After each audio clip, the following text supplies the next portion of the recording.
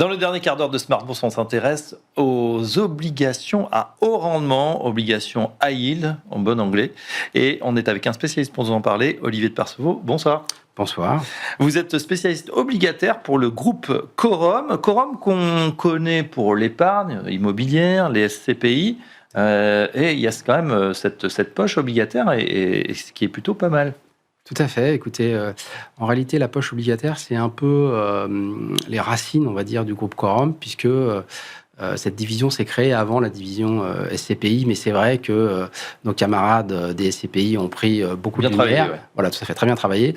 Alors nous aussi, à une échelle un peu moindre, mais on a quand même près d'1,6 milliard sous gestion, donc c'est plutôt pas mal. Ouais. Voilà.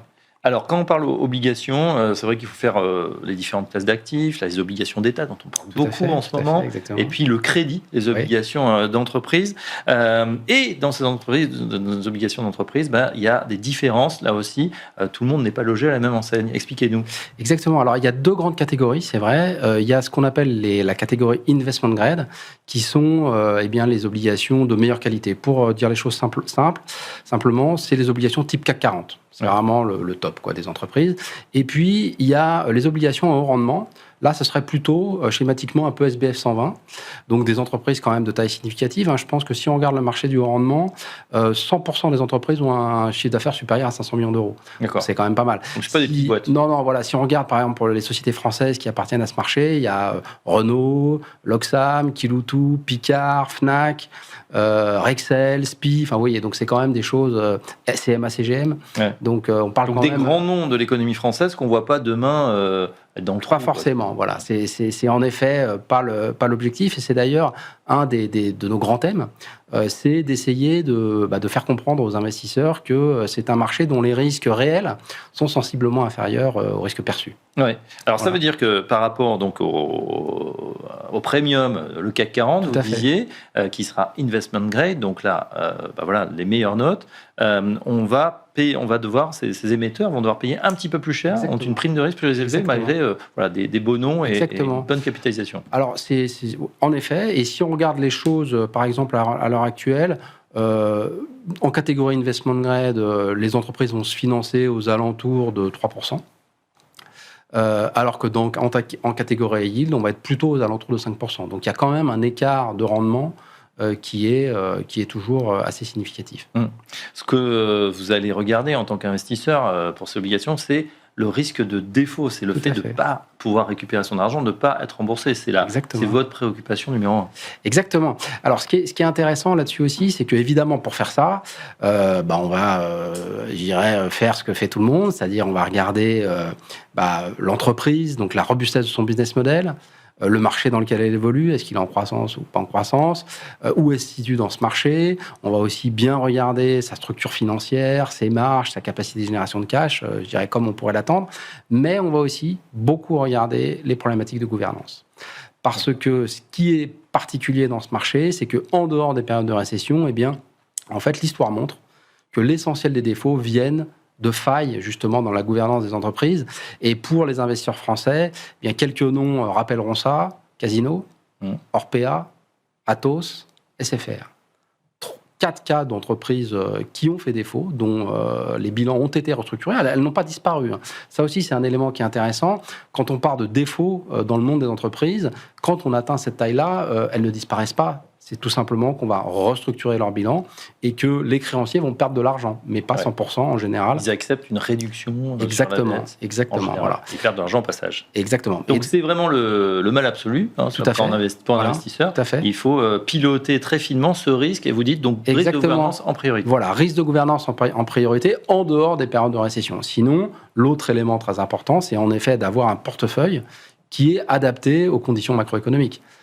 Pour dire les choses de manière très simple, si on estime qu'on va être à l'aube d'une récession, avoir des entreprises peu cycliques, ce qu'on appelle des utilities, des sociétés pharmaceutiques, des sociétés peu cycliques et d'éviter les sociétés très cycliques, par exemple le secteur automobile, la chimie ou les matériaux de construction, par exemple. Ouais. Olivier de Perceau, on va être très concret, on est dans une période de stress, en tout cas politique, donc économique. Ouais. Est-ce qu'il y a une prime qui s'accentue? Est-ce que ça bouge sur ce marché du crédit, ou finalement c'est relativement stable parce qu'on se dit c'est du long terme, les entreprises finalement sont peut-être plus solides? C'est une très bonne question, et pour l'instant, il ne se passe pas grand-chose. Ça, c'est vraiment, je dirais, la conclusion qu'on peut tirer des derniers mois. C'est qu'on est sur un marché qui encaisse très bien les chocs. Alors, il y a de bonnes raisons pour ça. C'est-à-dire que si on se focalise sur, dont en France on parle beaucoup, c'est-à-dire l'état des finances publiques, la dérivée de cet état des finances publiques sur les entreprises dont on parle, qui sont toutes internationales. CMA, CGM, le business français, c'est pas grand-chose. Voilà. Donc, elles sont tous beaucoup plus sensibles au cycle global qu'au cycle français spécifiquement. Donc, je dirais que pour ce qui est des finances publiques, tant qu'on reste, je dirais, dans une épure où les choses sont à peu près sous contrôle, on aura peu, je dirais, de conséquences fortement négatives sur le marché, d'autant plus que, comme c'est un marché européen, la quote-part des entreprises françaises dans ce marché reflète la taille de l'économie française, c'est-à-dire c'est moins de 20%. Donc il y a beaucoup de choses en dehors des entreprises françaises également dans ce marché. Oui, tout à fait. C'est l'exposition à l'international, à la France, c'est 15% pour les sociétés du CAC 40 versus le reste de leur chiffre d'affaires à l'international. Il y a une chose qui n'est pas bien comprise par les investisseurs. Pour une action, c'est simple, quand ça descend, on perd de l'argent, quand ça monte, on gagne de l'argent. Pour les obligations, c'est un petit peu plus compliqué. Oui. Quand les taux montent, ça baisse, quand ça baisse, ça monte. C'est ça. Alors je vais essayer d'expliquer. En effet, c'est ce que vous avez dit. Quand les taux montent, la valeur des obligations baisse, et quand les taux montent, quand les taux baissent, la valeur des obligations monte. Alors en fait, c'est pas si difficile que ça à comprendre, et ça vient du fait que les obligations sont des instruments financiers dont les taux d'intérêt sont fixes. Oui. Donc, imaginons, vous avez les taux d'intérêt sont à 5%. Donc, pour emprunter, une entreprise doit payer 5%. Si demain, la même entreprise doit payer 6%, l'obligation qu'elle a émise la veille à 5%, elle ne paye plus assez. Oui. Donc, ce différentiel de 1% par an, il va se retrouver avec une baisse du prix. Donc, c'est par ce biais que, en fait, c'est par l'ajustement du prix qu'on va, en fait, ajuster les rendements attendus. Et à contrario, si elle emprunte à 5%, si le lendemain, pour des raisons X, Y, Z, elle doit emprunter à 4%, en fait, ce coupon de 5% par an sera trop élevé, et donc le prix va monter pour égaliser les rendements. Oui, on préfère celle à 5%. Exactement. Effectivement, on doit payer à 4%. Exactement. C'est très clair. Merci d'avoir fait cette parenthèse. On regarde justement du côté de votre gamme chez Coram. Comment, justement, quelles sont vos stratégies là sur ce marché obligataire? Alors, on a deux grandes stratégies principales. La première, qui est, je dirais, un peu notre fonds amiral, qui a été créé en 2017, mais dont les racines remontent à 2009, et qui fait plus d'1 milliard d'euros actuellement. C'est un fonds qui s'appelle Butler Credit Opportunities. C'est un fonds qu'on appelle un peu tout-terrain. Donc l'objectif de ce fonds, c'est d'encaisser bien les périodes baissières sur les marchés, tout en ayant des performances qui restent attractives dans les périodes plus haussières. Donc c'est un fonds à profil assez prudent finalement. Et puis on a créé en 2019 un fonds un peu plus dynamique pour la quote-part de nos clients qui serait, je dirais, moins averse au risque que notre clientèle historique. Et donc, ça, c'est un fonds qui s'appelle Butler European High Yield. Et c'est un fonds qui va avoir une volatilité plus grande et donc une propension à la baisse plus forte quand les marchés sont baissiers, mais à contrario, plus d'upside quand les marchés... Plus opportunistes, finalement. Voilà, plus opportunistes, c'est ça. OK.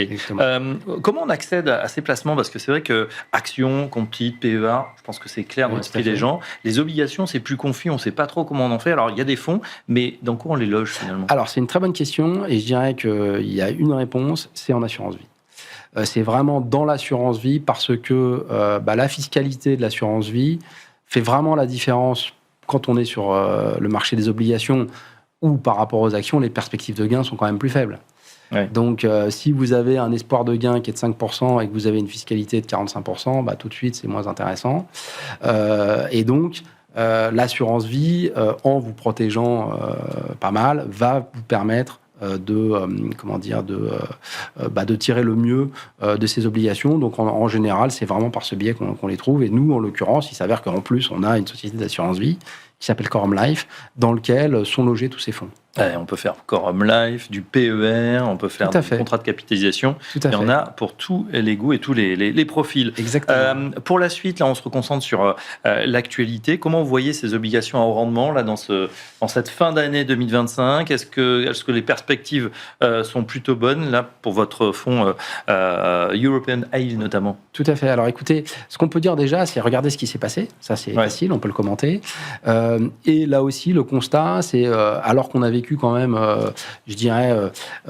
des conditions particulièrement difficiles pendant les mois de mars-avril, avec ce qui se passait autour des droits de douane aux États-Unis, marché actions quand même en baisse forte, pétrole en chute libre, tensions obligataires aussi, parce que l'Allemagne avait décidé de financer ses infrastructures et sa défense en même temps. Donc, je dirais qu'en mars-avril 2025, le tableau clinique du patient high yield européen était quand même assez tendu, et pourtant, eh bien, le marché a très faiblement réagi à ça. On a eu un peak to trough, donc un max drawdown de 3%, donc quelque chose d'assez faible. Et là, on est sur un marché qui est parti pour faire aux alentours de 5%, c'est-à-dire en ligne avec le script qu'on avait pu déterminer. 5% c'est ce qu'on peut attendre sur ces marchés pour l'année 2025, en effet. Et c'est, vu où on en est, vu les conditions actuelles. Et pas d'accident, pas de défaut notable ? Alors, non. Non, ou plutôt les défauts notables, ils ont eu lieu l'année précédente, même s'ils se sont concrétisés en 2025. Notamment, un des gros défauts, ça a été SFR, dont j'ai parlé. Mais ce qui est intéressant aussi, c'est que SFR, qui était le plus gros émetteur quand même dans le marché du yield européen, donc c'était quelque chose, a annoncé sa restructuration financière en mars 2024.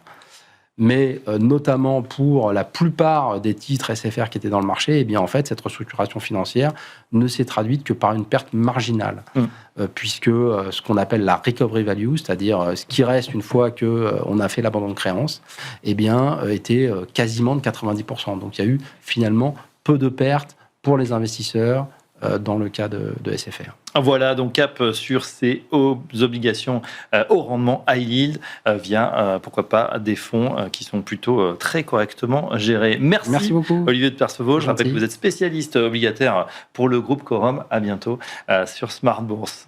Merci. On arrive au terme de cette édition. Merci de l'avoir suivi. On se retrouve évidemment dès demain, même heure, en direct, 17h, 18h. D'ici là, vous pouvez bien sûr, si vous avez raté le début, nous réécouter en replay sur toutes les plateformes, sur YouTube, sur Twitch. N'hésitez pas à nous noter également. Et à très bientôt. Je vous dis à demain. Excellente soirée à tous.